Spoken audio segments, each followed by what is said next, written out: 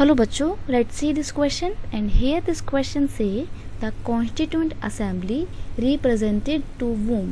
जो इंडिया की constituent assembly थी जिसने इंडिया के कॉन्स्टिट्यूशन को फ्रेम करने में, ड्राफ्ट करने में बहुत इंपॉर्टेंट रोल प्ले किया था, अपना पूरा कंट्रीब्यूशन दिया था, वो जो पूरी असेंबली थी वो किसको रिप्रेजेंट करती थी, किसको दिखाती थी, ये आपसे इस क्वेश्चन में पूछा गया है। तो बेसिकली हम यहाँ पे की कॉन्सेप्ट क्या है, कॉन्स्टिट्यूएंट असेंबली है, क्योंकि हम कॉन्स्टिट्यूएंट असेंबली की ही बात करेंगे। अब अगर हम बात करें कि किसने ये किसको रिप्रेजेंट कर रही थी, किसको दिखा रही थी, तो ऑप्शन दिए हुए हैं इंडियन नेशनल कांग्रेस को, इंडियन मुस्लिम लीग को रिप्रेजेंट कर रही थी, या पीपल ऑफ इंडिया को रिप्रेजेंट कर रही थी, या फिर प्रिंसली स्टेट को रिप्रेजेंट कर रही थी।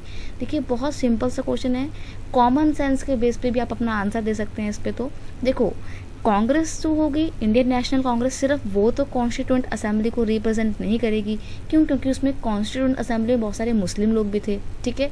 और रही बात प्रिंसली स्टेट की, तो सिर्फ प्रिंसली स्टेट नहीं थे, क्योंकि जो प्रोविंस के लोग थे अलग अलग, जो बिल्कुल इंडिपेंडेंट थे अपने आप में, वो भी इसमें शामिल थे। तो हम सिर्फ प्रिंसली स्टेट भी नहीं कह सकते।